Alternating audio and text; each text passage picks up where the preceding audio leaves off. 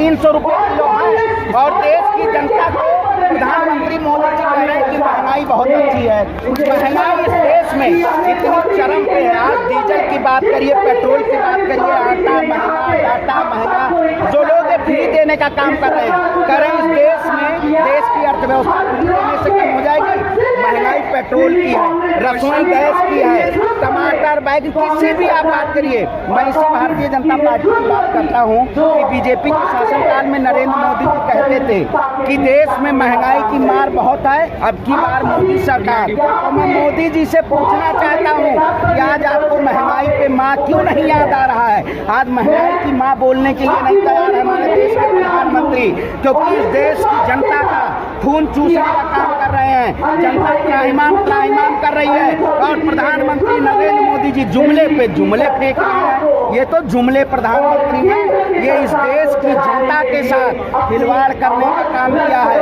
हम प्रधानमंत्री जी से पूछते हैं, यही कहते थे बहुत हुआ युवाओं पे अत्याचार, अब की बार मोदी सरकार। आज बेरोजगारी चरम पे है, महंगाई चरम पे है, किसान बदहाल है, मोदी सरकार मस्त है। आखिर क्या यही मोदी सरकार की अपेक्षा थी? ये देश की जनता ने वोट दिया था कि महंगाई और वो बेरोजगारी कम होगी। देश के प्रधानमंत्री कहते थे 2 करोड़ युवाओं को रोजगार मिलेगा, लेकिन रोजगार पे बात नहीं करते, महंगाई पे बात नहीं करते, शिक्षा पे बात नहीं करते, सिर्फ इस देश में एक धार्मिक विशेष को लड़ाने का काम करते हैं। तो ऐसा प्रधानमंत्री नहीं चाहिए हमें एक ऐसा प्रधानमंत्री चाहिए जो इस देश की सामाजिक सौहार्द के लिए और महंगाई को कम करने के लिए, इसीलिए हम इस लड़ाई को लगातार लड़ रहे हैं। और आने वाला जो 2024 का चुनाव होगा वो बीजेपी के खिलाफ वोटिंग होगी और भारतीय जनता पार्टी का सुपड़ा साफ होने का तैयारी है। इस बार चुनाव में बीजेपी का सुपड़ा साफ हो जाएगा, लेकिन आई तो बीजेपी बहुमत के साथ। अब आप बताइए, जिस प्रदेश के मुख्यमंत्री और उप मुख्यमंत्री चुनाव हार चुके हैं, जिनके ऊपर लाठियों और डंडों से बरसाया गया हो, इस देश में बताइए, अगर आप माइक लेके आई हैं, मैं आपको कुछ बोल दूंगा तो कल से आप हमारे पास माइक नहीं लेंगे। उसी लखीमपुर खीरी में देश के किसानों के ऊपर हार चढ़ाया गया, 750 से ज्यादा किसान हुए, शहीद हुए। ईवीएम के द्वारा ये सरकार आई है, 325 से 255 पहुंची है ना ये सरकार। 255 से जो आने वाला चुनाव है, इस सरकार का पूर्णतः सुपड़ा साफ होगा, क्योंकि अब जनता जान चुकी है केवल झूठ पे झूठ, दिन भर झूठ बोलते हैं मोदी जी। आखिर उस दिन क्या मीटिंग बुलाने की जरूरत थी? अगर इस देश की अर्थव्यवस्था अच्छी होती तो आज हमारा देश 87% कर्ज में है जीडीपी का, और श्रीलंका जो था वो भी 85% जीडीपी का कर्ज में था। वहाँ श्रीलंका के देख लीजिए, वही हाल भारत में होने वाला है। तो वो एक दिन प्रधानमंत्री जी कहेंगे कि मेरी जनता की तपस्या में कोई कमी हो गई है, मैं इस पद से इस्तीफा दे रहा हूँ। क्योंकि उन्होंने कहा था ना देश के किसानों के साथ, वही है अब कहने वाले हैं, क्योंकि समय आ गया है। इस सरकार अब अर्थव्यवस्था नहीं संभाल रही है। एक हमारी नक्सली चाची है अर्थव्यवस्था, जो वो फिनांस मिनिस्टर हैं, वो बोल तो कुछ बात नहीं, समझ ही नहीं आ रहा। कभी सोचती है बेचेंगे तो अर्थव्यवस्था सही हो जाएगी, कभी सोचेंगे निजीकरण होगा तो अर्थव्यवस्था सही हो जाएगी। अब इस सरकार ने मोनेटाइजेशन का भी कार्य शुरू कर दिया है। एक नई कंपनी बनाई है, नेशनल लैंड मोनेटाइजेशन कॉर्पोरेशन, जिसके द्वारा रेलवे के बगल की कंपनियां बेची जाएंगी। रेलवे जो बड़ी बड़ी संपत्तियां जमीन है, वे सरकार जमीन बेच हो गई है। सेल बेचा, घेल बेचा, पेट्रोल महंगा, डीजल महंगा, गैस महंगा, वे सरकार जमीनों को बेचने का काम करेगी। तो ऐसी सरकार को अब परिवर्तन चाहिए। 7 साल में इन्होंने विनाश करने का काम किया। इस सरकार की बदहाली खत्म कर दी जाएगी, इस सरकार को सत्ता से बेदखल किया जाएगा।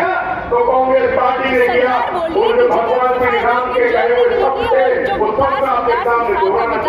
देश का विकास सरकार कहती थी रेरा एक्ट लाएंगे, बिल्डरों को फायदा होगा, बिल्डर कोलैप्स हो गए। सरकार कहती जीएसटी लाएंगे, व्यापारियों का फायदा होगा, व्यापारी मिट गए। सरकार कहती थी हम इसके बाद नोटबंदी लाएंगे, काला धन आएगा, काला धन तो आया नहीं। सरकार कहती थी किसानों को बिल लाएंगे, किसान फायदा मिलेगा, लेकिन फायदा इस देश में किसको मिला?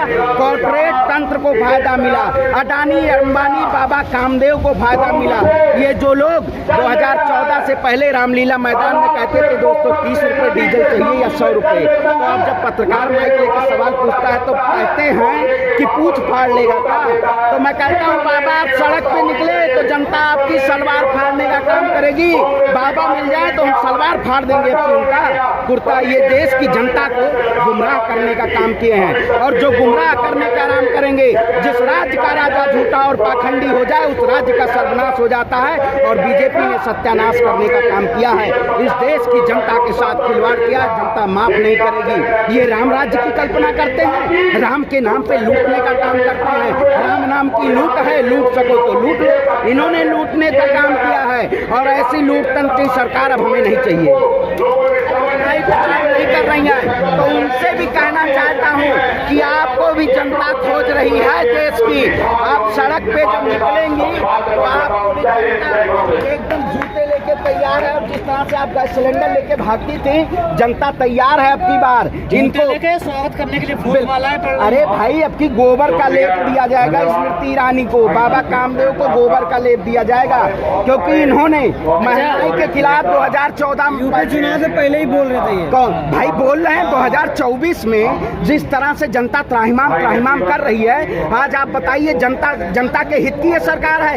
ये जनता की डकैती कर रही है, ये लूटतंत्र की सरकार है भाई।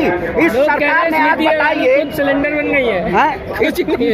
इस बताइए इस सरकार ने क्या काम किया है? इस सरकार ने देश की जनता को खून चूसने का काम किया है। आज आप बताइए, सरसों के तेल से लेके डीजल, पेट्रोल, सारी चीज महंगी हो गई है। तो इस महंगाई के दौर में आखिर आम जनमानस कैसे इसकी लड़ाई लड़ेगा? आप बताइए, जिस तरह से जिस राज्य का राजा झूठा और पाखंडी हो जाए उस राज्य का सर्वनाश हो जाता है। इस सरकार ने सत्यानाश करने का काम किया है, इस सरकार ने जनता का विनाश करने का काम किया है। ऐसी सरकार को सत्ता में बदलने का काम अब की देश की जनता करेगी। कह रहे शेर पालोगे तो महंगा तो होगा। अरे मैं कहता हूँ शेर पालो या गधा पालो, लेकिन गलत फहमी मत पालो। ये अंधभक्त लोग गलत फहमी पाले हुए हैं, ये गलत फहमी मैं कहता हूँ। अगर इस देश में अंधभक्त कहते हैं कि मैं 500 रुपए डीजल और पेट्रोल ले लूंगा, तो 500 रुपए पेट्रोल ले लीजिए ना, 2 पेट्रोल पंप लगा देने चाहिए, एक अंधभक्तों के लिए, एक देश की आम जनता के लिए। जनता तय कर देगी ना कौन किसके साथ खड़ा हुआ। तो ये शेर नहीं पाले हैं, ये गधा पाले हैं, और ये गधा को उस पे बैठा के और देश की अर्थव्यवस्था को और डामाडोल करते जा रहे हैं। तो ये लोग श्रीलंका को दिया है, मदद करी है। मैं कह रहा हूँ ना, सोने की लंका कही जाती थी, आज क्या हो गया है, लंका का डंका बज चुका है। तो यहाँ हमारे देश में लोग कह रहे हैं मोदी जी का डंका बज रहा है। अरे मोदी जी का डंका नहीं बज रहा है, हंगर इंडेक्स का डंका बज रहा है, सबसे नीचे पायदान पे। सीएमआई की रिपोर्ट उठा के देखेंगे, बेरोजगारी में सबसे नीचे पायदान पे। आप गरीबी भुखमरी का इंडेक्स उठा के लीजिए, सबसे नीचे पायदान पे। तो मोदी जी ने भारत को विश्व गुरु नहीं, विश्व गुरु बनाने का काम किया है। मोदी जी को मैं चैलेंज करता हूं कि अब की बार 2024 में आपको जनता बेदखल करने का काम करेगी।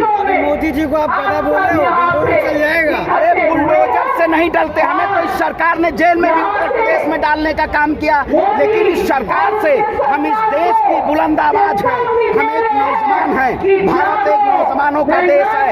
इस सरकार से सवाल भी पूछेंगे, इस सरकार अगर बुलडोजर चलाएगी तो उसका जवाब भी देंगे।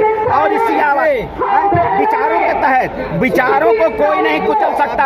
आजाद भगत सिंह ने कहा था कि विचार को कोई नहीं कुचल सकता है। तो ये सरकार जुल्मी सरकार है, तानाशाही सरकार है, फरेबी सरकार है, झूठी सरकार है, लुटेरी सरकार है। ऐसी सरकार को 2024 में सत्ता से उखाड़ फेंकने का काम देश की जनता करेगी। ये पैगाम है भारत के हर कंटेंट क्रिएटर के नाम। जय भीम बड़ा सीधा हंसी, जय भीम। जय Bhim app available on the Play Store and Apple App Store now. Press the bell icon on the YouTube app and never miss another update.